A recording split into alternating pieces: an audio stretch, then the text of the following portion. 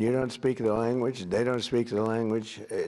People have no idea. People have no idea how valuable, and I'm on them all the time, people have no idea how valuable a good interpreter is. But over the last year, the world has witnessed the supreme power of the United States. We're the most powerful military country in the world. Again, I rebuilt it I spent so much time rebuilding it, over $1 trillion, and now we just had another budget. We may be going to $1.5 trillion. We're building a thing called a battleship, like in the old days, remember?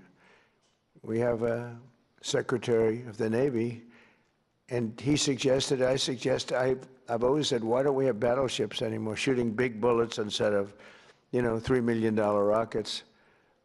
And they said, well, sir, we just don't have them. Nobody could give me the answer, but we're actually building 10 of them. And I said, you remember the old ones you'd see Victory at Sea, remember Victory at Sea? And you'd see these ships going through those waves like the waves were nothing, although the waves are pretty powerful. They knock out a lot of territory, but you'd see these incredible, they're pieces of art. Beautiful, most beautiful, the big battleships of the 1940s, right? Power. I said, well, would we ever want to bring them back? Because we have some of them. They're museums and other things. And they said, sir, the new ship is 100 times more powerful than what we were looking at with those guns in front. Amazing, right? 100 times. I said, you sure it's not maybe 90 times? 100 times more powerful. And we're building 10 of them. Not to use them. We don't want to use them, but by having them, nobody's going to play games. So, yeah. Just good to have them. We don't want to use them. They'll say, oh, he's very militaristic. I'm the one that ended 8 wars. I'm the one that, and we have another one coming, I think. The easiest was that, and that was just, and as you would understand this, the hatred between Putin and his counterpart is so great, okay? It's so great that, Ukraine, Russia, you'd think there'd be a little bit of camaraderie, there's not. And the hatred is so great, it's very hard for them to get there. It's very, very hard to get there. So we'll see what happens, but we've been close a lot of times, and one or the other would back out. But we're losing, they're losing. It doesn't really affect us very much because we've got an ocean separating. I'm doing it as a favor to Europe, and I'm doing it as a favor to life, because they're losing 25,000 souls. Think of that every month. 25,000. Last month, 31,000, both sides, 31,000 people died, mostly soldiers.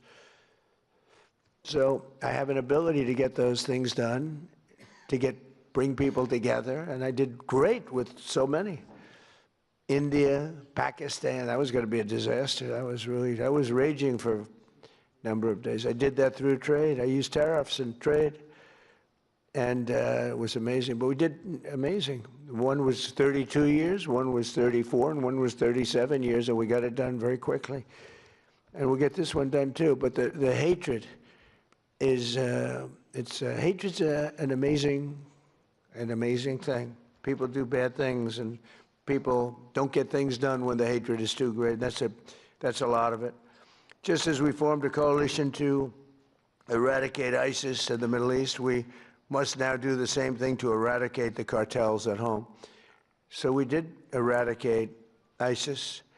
Now, during the 4 years, we had a rigged election. You probably read about it, probably heard something. So it gave me 4 years to contemplate and to stage my comeback. I staged big comeback. They say it was a comeback. I didn't think it was a comeback because I had the people on my side. So I didn't view it as a comeback, but they did everything possible during that 4 years. They're crooked politicians, dirty cops. They're dirty cops. They did everything possible to make it impossible for me to win. And I won in a landslide. But during that period of time, I learned a lot. And I learned how you people, and I saw it so badly, how you're suffering with what's happening with the crime in the region. And I said, if we ever come back, we're going to eradicate that crime, and I'm going to work with you. And if you want, we're going to do it. We can do it pretty easily.